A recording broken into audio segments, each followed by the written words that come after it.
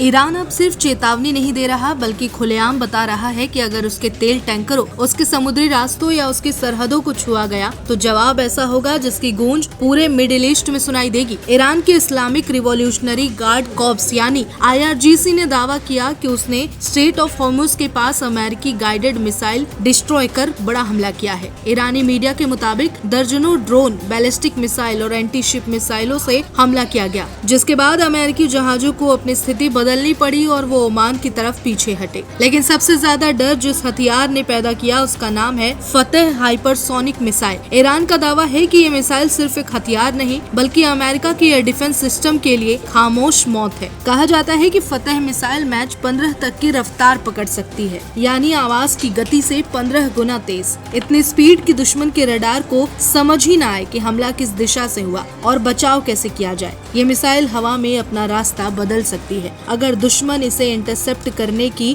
कोशिश करे तो ये अचानक दिशा बदलकर एयर डिफेंस सिस्टम को धोखा तक दे सकती है। फतेह की रेंज करीब 1400 किलोमीटर बताई जाती है। खाड़ी में मौजूद अमेरिकी बेस, युद्धपोत और कई सैन्य ठिकाने इसकी पहुंच में आ सकते हैं। इसका वॉरहेड वातावरण के अंदर और बाहर दोनों जगह मैन्यूवर करने में सक्षम बताया जा रहा है। ईरान की राजनीति सिर्फ मिसाइलों तक सीमित नहीं है, अब वो स्वॉर्म वॉरफेयर यानी झुंड राजनीति पर काम कर रहा है। इससे पहले दर्जनों सस्ते ड्रोन छोड़े जाते हैं ताकि दुश्मन की महंगी इंटरसेप्ट मिसाइलें खत्म हो जाए और उसके बाद असली विनाशक मिसाइलें हमला करे। यही रणनीति अब अमेरिकी नौसेना के लिए सबसे बड़ा सिरदर्द बनती जा रही है। रिपोर्ट्स की माने तो अमेरिकी युद्धपोतों पर हुए हालिया हमले में भी यही रणनीति अपनाई गई। ईरान ने दावा किया कि उसके संयुक्त ड्रोन और मिसाइल हमले के बाद अमेरिकी जहाजों को पीछे हटना पड़ा है। हालांकि अमेरिका ने किसी बड़े नुकसान से इनकार किया, लेकिन सेंटकॉम ने खुद माना कि अमेरिकी जहाजों को मिसाइलों और ड्रोन से निशाना बनाया गया था। इसी बीच राष्ट्रपति ट्रंप ने प्रोजेक्ट फ्रीडम लॉन्च कर ईरान को खुली चुनौती देने की कोशिश की, लेकिन हालात ऐसे बने कि कुछ ही समय बाद इस मिशन को खत्म करना पड़ा। ईरान लगातार ये संदेश देने की कोशिश कर रहा है कि अब वो पुराना ईरान नहीं रहा जिसे सिर्फ प्रतिबंधों से दबाया जा सके। तेहरान से साफ संकेत दिए गए हैं कि अगर ईरानी तेल टैंकरों या व्यापारिक जहाजों पर हमला हुआ तो जवाब सिर्फ बयान नहीं होगा बल्कि ऐसा सैन्य हमला होगा जो पूरे क्षेत्र को हिला सकता है। अब सवाल सिर्फ इतना नहीं है कि अगला हमला कौन करेगा, सवाल ये है कि क्या दुनिया एक ऐसे युद्ध की तरफ बढ़ रही है जहां हाइपरसोनिक मिसाइलें और ड्रोन पारंपरिक महाशक्तियों की ताकत को चुनौती देने वाले हैं। और क्या ईरान ने सच में अमेरिका को समुद्र में पहली बार रक्षात्मक मुद्रा में लाकर खड़ा कर दिया है?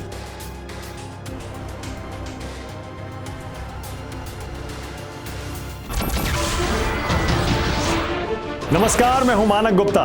अगर आपको हमारा ये वीडियो पसंद आया हो तो इसे लाइक और शेयर जरूर करें और हाँ, हमें सब्सक्राइब और फॉलो करना ना भूलें ताकि आप देश और दुनिया की कोई खबर मिस ना करें। तो जुड़े रहिए हमारे साथ और देखते रहिए News 24।